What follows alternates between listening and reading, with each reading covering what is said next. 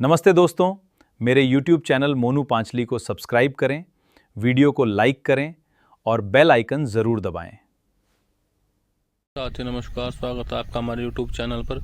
और जो मैं आज आपको दिखा रहा हूँ ये व्यू, आप सोच रहे हैं किस चीज़ का व्यू, ये ज़मीन का व्यू है। यहाँ पे पड़ी हज़ारों बीघा ज़मीन, इधरली साइड भी और इधरली साइड भी आप देख सकते हैं पड़ी है। कारण क्या है ज़मीन का, ये बंजर पड़ी ज़मीन, इसमें कभी इतनी अच्छी धान की फसल हो रहती है जैसा कि आप वीडियो में देख रहे होंगे। ऐसी फसल कभी यहाँ इस क्षेत्र में धान की होती, लेकिन अब नहीं होती। कारण क्या है, बाढ़।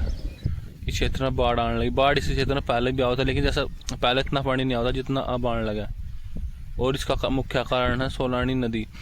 और सन 2013 में जब केदारनाथ आपदा आई, हर जगह पानी आया था, यहाँ भी आया था। और लेकिन जो आधा पानी हमारी साइड यूपी में और आधा पानी उत्तराखंड में डिवाइड हो जाता। नदी का एक किनारा यूपी में, एक किनारा उत्तराखंड में। लेकिन जब 2013 में आपदा आई तो उधर लक्सर क्षेत्र में जो बिरला का प्लांट है उसमें पानी घुस गया। और उसमें पानी घुसने से उस बिरला के मालिक ने सरकार से बात करी और कहा कि उधर नदी का तटबांध बनाओ। और उन्होंने नदी का तटबांध 1 साल के अंदर अंदर बनवाया दिया। हम लोगों ने उसका विरोध, हमारे यहाँ के किसानों ने उसका बहुत विरोध किया, लेकिन कुछ नहीं हो पाया। हमने कहा कि हम सब डूब कर मर जाएं, लेकिन हमारे किसी ने नहीं सुनी। और फिर सारा पानी उधर का पानी रुक कर सारा पानी हमारी ओर आने लगा। और कारण ये हुआ कि आज ये क्षेत्र बिल्कुल ढाब का क्षेत्र बन चुका है, जिसे ढाब बोलते हैं। आपको मैं बताऊँ, जहाँ पानी निकलता नहीं, यहाँ से जून जुलाई तक भी पानी नहीं सूखता, इतना पानी भर जा। और जो पहाड़ों से आने वाली नदी से पानी में नदी में जो पानी छोड़ा जाए पहाड़ों से आवा, वो सील्ड मिट्टी, उसके कारण नदी बिल्कुल अटती जा रही है। नदी बिल्कुल ऊंची होती जा रही, निकासी खत्म होती जा रही, लेकिन कोई ध्यान नहीं देता।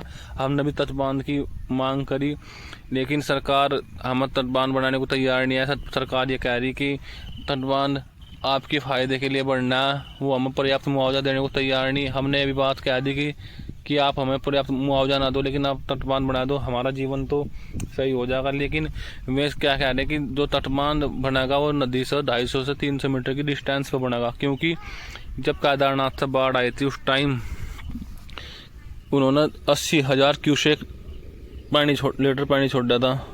और ऐसा तटबांध बनाए कि 80,000 क्यूसेक पानी छोड़ने पर वहाँ से जो नदी का तटबांध है वो झेल। लेकिन हमने कहा जो नदी से 250 मीटर के अंदर जो ज़मीन आ गई वो हमारी ख़राब हो जाएगी, तो इसलिए जो हम ज़मीन हमारी तटबांध में जा रही है उसके लिए तो हमें पर्याप्त मुआवजा दो। हम जो ज़मीन ख़राब होगी 250 मीटर के अंदर, हम उसी पर सब्र कर लेंगे। लेकिन सरकार इस बात को मानने को तैयार नहीं है और किसानों को मुआवजा देने को तैयार नहीं है। सरकार ने कहा था कि हम तो आपको कुल इस ज़मीन जो तटबांध की ज़मीन जिसमें तटबांध निकलेगा उसका कुल 2,70,000 रुपये बीघा देने को तैयार है। तो किसानों ने इस बात को मना कर दिया कि हम ज़मीन भी ख़राब कर, कि हमारी ज़मीन भी ख़राब होगी और अगर अंदर पैसे भी इतने कम मिले, तो अब तक सहमति नहीं बन पाई इस मामले में। आने वाले सालों में देखते हैं क्या होगा, क्योंकि यहाँ से सरकार अधिकारी देखने तो आ जा, एक महीना स्कूल नहीं खुलते, किसी को कोई इमरजेंसी हो जा, कोई डॉक्टर का नहीं जा सकता। बहुत ही इस मामले में बहुत ही बेकार होगा हमारा क्षेत्र। लेकिन कर क्या, जो अधिकारी आवन यहाँ से उनके दिमाग में तो एक माइंड सेट बैठ चुका है तो बाढ़ का क्षेत्र है, यहाँ तो बाढ़ आनी। लेकिन कोई उन्हें बताओ कि पहले जो ज़मीन ने सोना उगला थी, पहले नहीं ऐसी ज़मीन थी जो जैसी अब होगी।